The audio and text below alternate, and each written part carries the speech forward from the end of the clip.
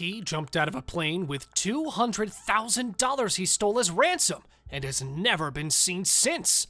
And this is just one guy. We've got 9 others too. Number 10. D.B. Cooper. It's Thanksgiving, November 24th, 1971. A man with a black suitcase goes to Portland Orient Airlines and buys a ticket for Flight 305 using cash. His name? Dan Cooper, a man in his mid-40s. The man had dark hair, brown eyes, a brown business suit, a white shirt, and a black raincoat. He boarded the plane along with the other 37 passengers, and the plane left Portland Airport at 2:50 p.m. PST. Flight attendant Florence Schaffner, sitting in the jump seat, received a note from the man in front of her. She opened the note and read, "Miss, I have a bomb in my briefcase, and I want you to sit by me." Immediately, she complied and asked Cooper to see the bomb. The man opened the briefcase and showed 2 cylinders connected with wires and a battery, so Miss Schaffner assumed it was a bomb. Then, Cooper told her about the $200,000 ransom and 4 parachutes. The pilot landed the plane in Seattle and went out to retrieve the money in a knapsack, while the passengers waited inside with Cooper. The plane took off again.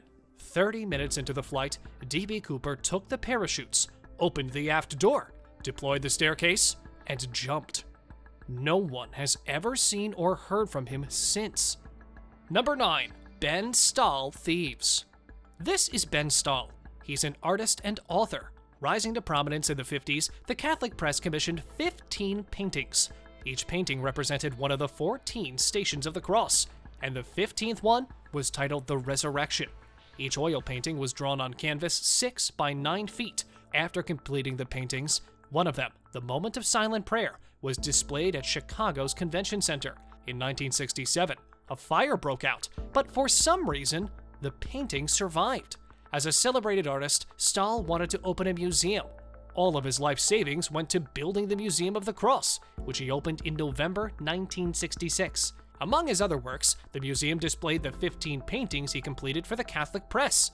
The pieces were revered and admired by visitors and painters alike.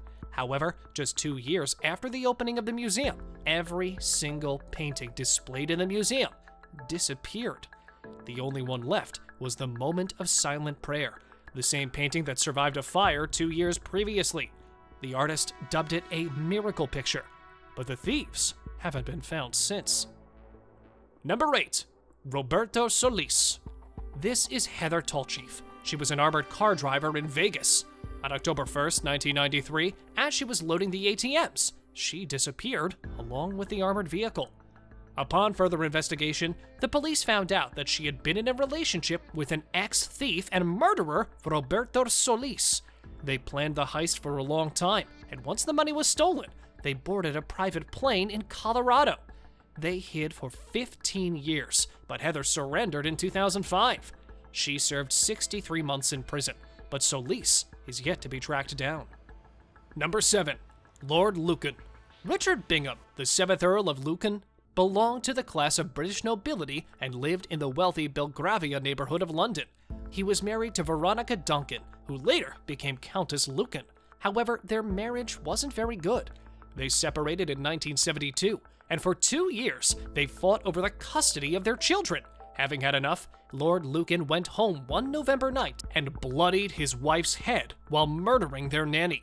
His wife ran to the local pub and screamed, "He's in the house! He's murdered the nanny!" By the time the police got there, it was too late. Lord Lucan had escaped. Number 6. Heinrich Muller, also known as Gestapo Muller. This man was one of the most gruesome Nazi war generals under Hitler and Heinrich Himmler. He was directly involved in the creation and implementation of torture methods in the Holocaust. This rich Nazi German commander didn't want to fall into the hands of the Russians in 1945 during the fall of Berlin, so he escaped. The last time anyone saw him was on April 28, 1945. It's believed that he escaped to Panama, but no one knows where he is for sure. Number 5. CBN Bomber. This is televangelist Pat Robertson. Robertson owns CBN, the Christian Broadcasting Network. As a televangelist, Robertson has received numerous death threats, but one stood out from the rest. On April 27, 1990, a package was sent to CBN. and security officer Scott Sheepers smashed that like button just like you should do if you haven't done so already. The officer ran the strange package through the X-ray machine. It looked like a normal box, but Sheepers was curious. He carefully opened it, and when he did, an explosion knocked him to the ground. He was rushed to the ER, and they removed the shrapnel from his leg. Upon investigating the attack, they found out that this homemade pipe bomb was very similar to the one John Osteen's daughter almost died from a few years previously, but they haven't found out who was sending them. Number 4. Frank and the Anglin brothers.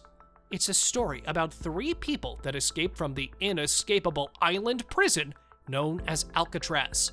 They did it by creating papier-mâché heads with real hair and concealing them in their bed. They then escaped through a hole made in the walls of the prison. Then, climbing through the air vents, they made it to the roof, where they climbed down onto the shoreline and then smashed the subscribe button just like you should do if you haven't already. They then escaped to freedom, and no one has seen them since. Number 3. I70 Serial Killer. 5 murders, 3 states, and one thing in common: Interstate 70. This is the I70 Serial Killer, who went around the country and killed young shop clerks at different shopping centers. The police thought they were unrelated, but they realized all people were killed with the same gun.